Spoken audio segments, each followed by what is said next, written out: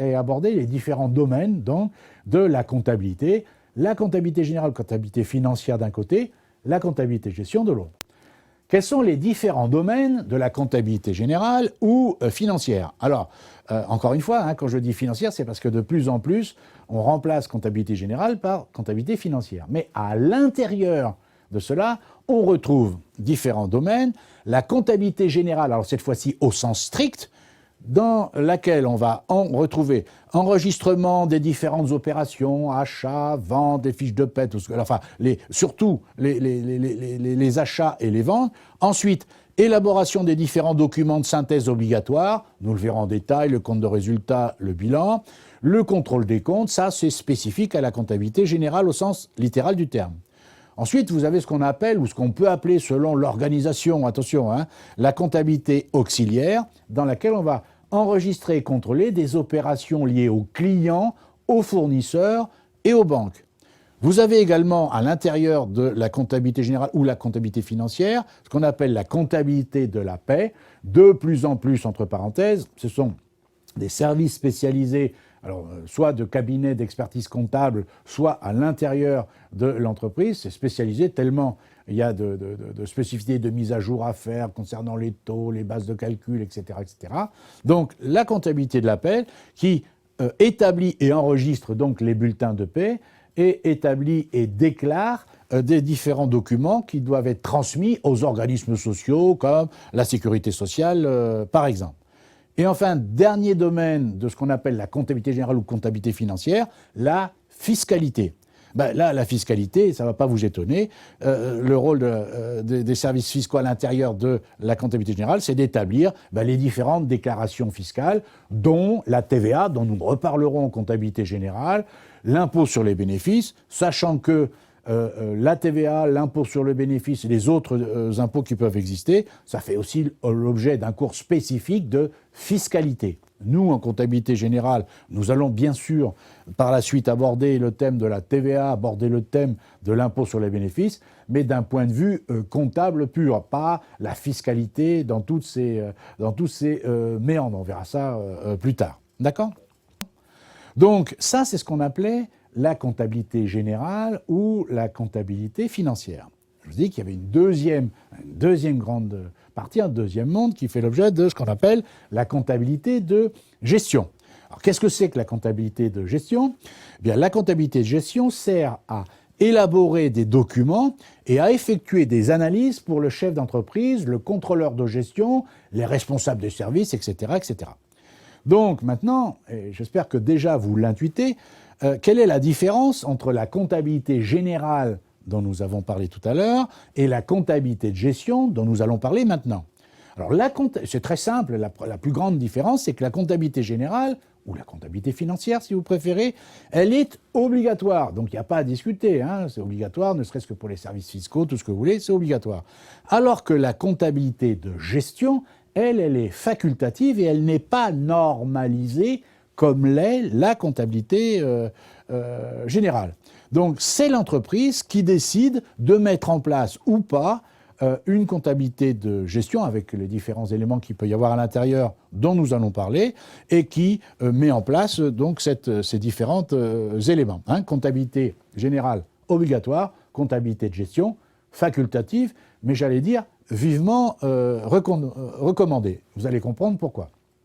Quels sont donc les différents domaines de ce qu'on appelle la comptabilité de gestion ? Vous avez par exemple la gestion financière. Alors pour ceux qui sont dans les diplômes d'expertise comptable, vous avez une matière, en plus de la comptabilité générale, qui s'appelle la gestion financière, l'analyse financière, on va voir ça, qui est l'UE 6. Et pour les autres qui sont aussi dans des formations dans lesquelles il y a de la compta, et quelquefois de l'analyse financière ou de la gestion financière. Alors, les contenus de la gestion financière sont multiples et sont essentiellement constitués de quoi ? De l'analyse financière, c'est-à-dire établissement d'un certain nombre de documents en plus du compte de résultat et du bilan et des annexes qui sont des documents obligatoires fournis par la comptabilité générale en analyse financière. À partir de ces documents, compte de résultat, bilan, annexes fournis par la comptabilité générale, on va pouvoir construire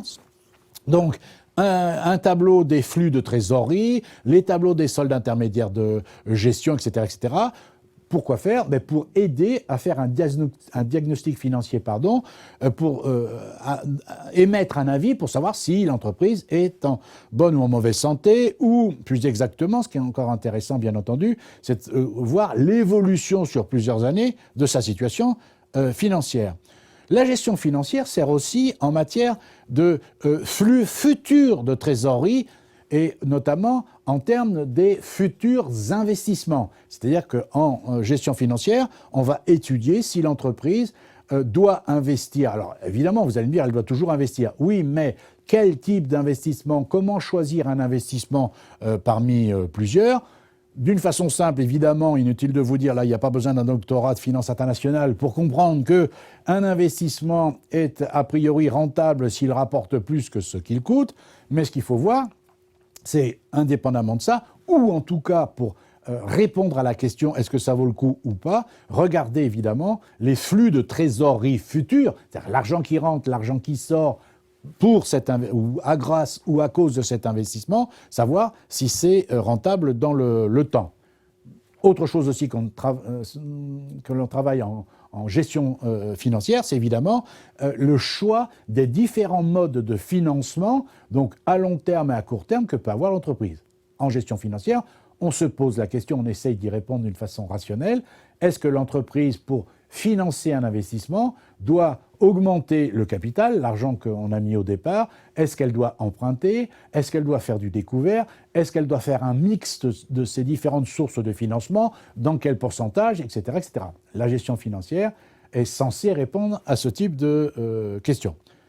Et enfin, en gestion financière, vous allez évidemment vous occuper de la gestion de la trésorerie, des dépenses et également des recettes en termes de placement financier. C'est-à-dire que là, c'est un métier spécifique,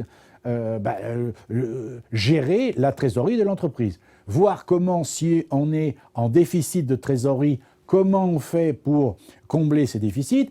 Est-ce qu'on choisit le découvert bancaire? Est-ce qu'on escompte des billets à ordre, des lettres de change, ce genre de choses? On verra ça plus tard, à la fois en comptabilité générale et en analyse financière. Mais il y a aussi, une petite remarque, un autre aspect, ça arrive quand même dans certaines entreprises et dans certains cas. Qu'est-ce que je fais, moi, trésorier de l'entreprise, qu'est-ce que je fais des excédents de trésorerie? Je dois les placer, est-ce que je les place à court terme, à long terme, etc., etc. Vous voyez, ça, c'est la gestion financière. Vous voyez la différence quand même importante avec la comptabilité générale ou financière, qui, elle, est obligatoire, on ne discute pas, c'est comme ça, point barre.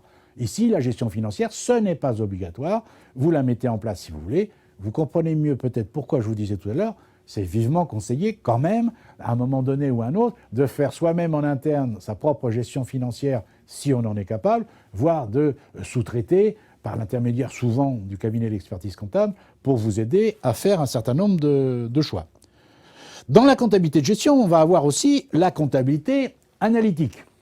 Alors la comptabilité analytique, là aussi, selon la formation que vous suivez, si vous êtes dans la filière expertise comptable, vous avez une matière qui s'appelle le contrôle de gestion, qui est une matière importante et très lourde, dans laquelle vous allez entre autres avoir la comptabilité analytique. Pour les autres, qui sont dans d'autres filières que l'expertise comptable, vous pouvez avoir du contrôle de gestion ou de la comptabilité analytique, on va le voir dans quelques instants. Alors, les rôles de la comptabilité analytique, croyez bien que ce n'est pas rien, ce n'est pas innocent, c'est d'abord analyser le processus de fabrication, notamment, et donc par la suite de calculer les coûts de revient de ce que l'entreprise fabrique et vend, alors par produit, par marché, par pays, etc., etc.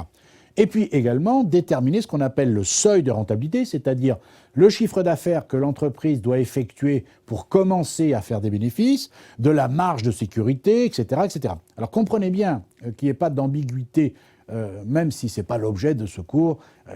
On verra plus tard, dans les cours de comptabilité analytique, on verra ça bien entendu en détail. Mais comprenez qu'à partir de la comptabilité générale, pour que vous ne confondiez pas tout, vous allez avoir un document qu'on appelle par exemple le compte de résultat, qui permettra de savoir si l'entreprise a fait des bénéfices ou des pertes. On fera la différence entre les produits, tout ce qu'a facturé l'entreprise, pour faire super simple, tout ce qu'elle a vendu, moins tous les charges, tout ce qu'elle a acheté, plus les frais de personnel, etc., la différence entre les deux va se traduire par soit un bénéfice, soit une perte. Ça s'appelle résultat de l'exercice, quelque chose de très simple. Ok, très bien. Le bilan, lui, va nous donner le détail de l'actif, ce que possède l'entreprise, et le passif, ce qu'elle doit. Ok, très bien.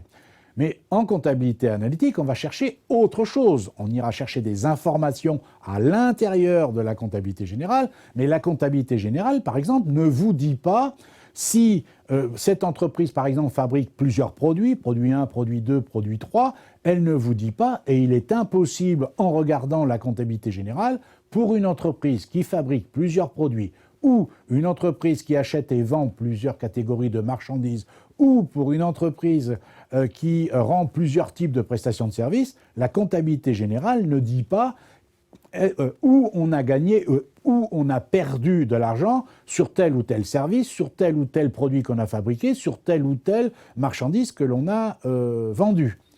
La comptabilité analytique nous aide à faire ce type de calcul. Inutile de vous dire que c'est intéressant. De la même façon, en comptabilité analytique, on va donc calculer, encore une fois, le seuil de rentabilité.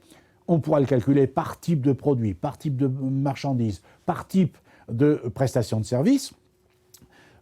Ça va nous permettre donc de savoir à partir de quel chiffre d'affaires minimum on doit arriver pour commencer à faire des bénéfices. La comptabilité générale ne permet pas de répondre à cette question. La comptabilité analytique, si, bien qu'encore une fois, ce ne soit pas obligatoire. Et enfin, vous avez ce qu'on appelle le contrôle de gestion. Alors là, le contrôle de gestion, j'allais dire, c'est la suite de la comptabilité analytique, c'est-à-dire qu'en contrôle de gestion, qu'est-ce qu'on va faire? On va d'abord, peu importe l'ordre, mais enfin, on va, entre autres, élaborer des budgets. Alors, j'allais dire des budgets prévisionnels. Alors, c'est pas le bon terme, parce que dire budget prévisionnel, le mot prévisionnel, c'est pas la peine de l'utiliser, de le rajouter à budget, puisque budget, par définition, ça désigne déjà des prévisions. Donc, élaboration des différents budgets pour l'exercice qui suit, par exemple, les budgets des ventes, les budgets des achats, les budgets de trésorerie, etc., de TVA, tout ce que vous voulez. Ça, c'est donc les services de contrôle de gestion qui vont élaborer ces différents budgets, par définition, pour l'année suivante, sachant que l'objet, bien entendu, de ces différents budget, c'est d'anticiper à quel moment il va falloir acheter plus parce qu'on vend plus, etc. On utilise des outils statistiques, par exemple, pour anticiper ce que devraient être les ventes futures, etc. Donc tout ça, c'est un problème qui est lié donc et géré par le contrôle de gestion. Et ensuite, j'allais dire entre guillemets, dernière partie du contrôle de gestion, qui n'est pas des moindres, croyez-moi, c'est évidemment contrôler et analyser les écarts qui peuvent apparaître, et qui apparaissent tout le temps, faites-moi confiance, donc contrôler et analyser les écarts entre ce que les services de contrôle de gestion avaient prévu, les budgets, et ce qui s'est passé réellement. C'est une chose de dire, nous, services de contrôle de gestion, on va prévoir qu'on va vendre tant mois par mois, donc acheter tant, les stocks tant, les budgets de TVA, la trésorerie tant mois par mois. Voilà ce que nous, grâce aux outils, entre autres statistiques, etc., nous prévoyons. C'en est une autre, croyez bien, de comparer ce qui s'est passé réellement sur la même période. Parce que c'est bien joli de prévoir, c'est mieux encore, une fois qu'on a fait les prévisions, de vérifier, de contrôler, c'est d'où le nom, par rapport à ce qui s'est passé réellement, et surtout de comprendre pourquoi il y a des écarts entre ce qui était prévu et ce qui a été réalisé. Alors juste, vous comprenez, que puisque ce sont des prévisions, par définition, il n'y a pas de certitude, mais par exemple, si vous prévoyez des ventes, grâce encore une fois, entre autres, soit à des études de marché, soit à des outils statistiques, les ventes prévues mois par mois sont des quantités multipliées par des prix. On est bien d'accord, si ce sont des marchandises. Eh bien, entre ce que vous avez prévu en quantité et ce que vous avez prévu en prix et ce qui va se passer dans la réalité, vous comprenez bien que là, par exemple, sur cet exemple très simple, il peut y avoir deux écarts, deux raisons qui vont expliquer l'écart sur chiffre d'affaires, d'une façon très très simple. C'est que les quantités vendues en réalité n'ont pas été conformes à ce qui était prévu et ou les prix de vente unitaire n'ont pas été non plus ceux qui étaient prévus à l'origine, pour des raisons diverses ou variées, justement, que l'on veut analyser et que l'on veut comprendre tout simplement. Donc ça, vous voyez, c'est le rôle du contrôle de gestion.